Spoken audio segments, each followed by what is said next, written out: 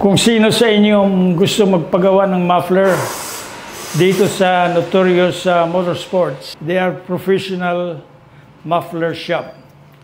Yun lang masasabi ko. Pero I highly recommend itong lugar na ito kung tungkol lang sa muffler. Maraming salamat. What's up mga homies? So may panibagong project na naman tayo dito sa Notorious Motorsports San Pedro. Ongoing pa rin yung Christmas sale natin, kaya message nyo kayo sa mga page namin or tawagan nyo yung number na nandito sa caption natin. Ano pa hinihintay natin? Tignan na natin yung project natin ngayon na FJ Cruiser.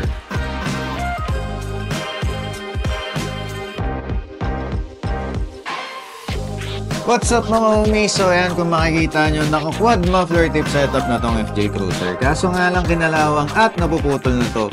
Ngayon, tanungin natin yung client, anong nangyari dito? Okay, nung nabili ko yung sasakyan, gusto ko dual exhaust para maganda tignan.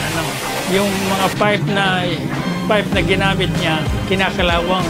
Wala pang 2 taon, may isang taon lang. Kinalawang yung mga pipe, pati yung doon sa exhaust sa likod ng sasakyan. Natin, sir. Bumagsak yan. Oo, bumagsak. Kaya naman ngayon mga homies, sinimulan na agad natin yan at ginawan natin to ng panibagong exhaust system. Gumamit tayo dito ng HKS quad muffler tip. Syempre, naka-Y pipe yan, symmetrical yan, para equal ang distribution. Stainless 304 nga pala lahat ng gamit nating materials dito. 1.5 yung kabal para siguradong matibay at tatagal yung mga exhaust system natin.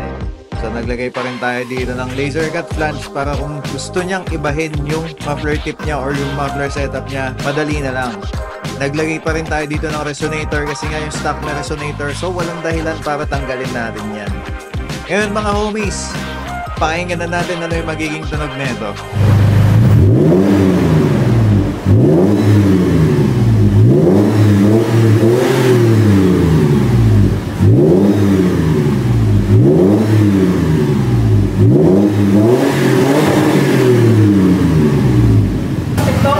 Okay na sir.